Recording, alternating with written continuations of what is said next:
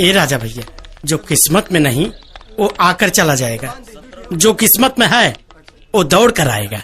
इसी चुप सर। काहे भैया, वो देखा तुहार किस्मत सामने चल के आवतिया। चलो, भोलेनाथ के दर्शन बढ़िया से हो गए।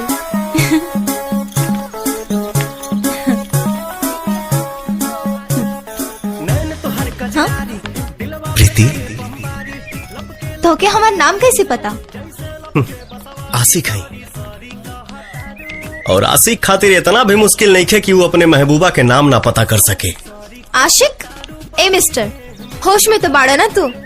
ना जान ना पहचान, मैं तेरा मेहमान। मेहमान तो बनिए गइल बड़ो हमरा दिल के। बाकी तू हमारे दिल के मेहमान दका, हमारे दिल के बाहर पहरेदारी करे के भी लायक नहीं है।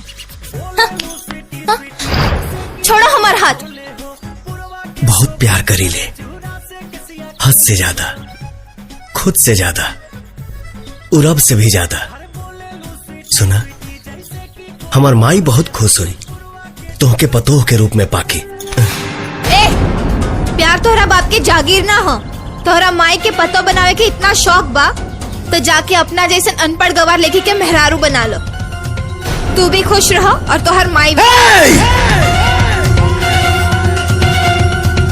एकरा आगे एक शब्द भी बोल ले तय अपन चेहरा ना पहचान पाइबे।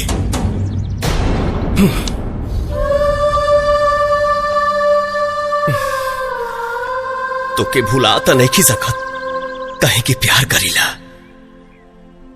जब तक ते खुद चल के ना आईबे तब तक तोरा के हम पलट के भी देखनी, तब मर्द के पैदाइश ना।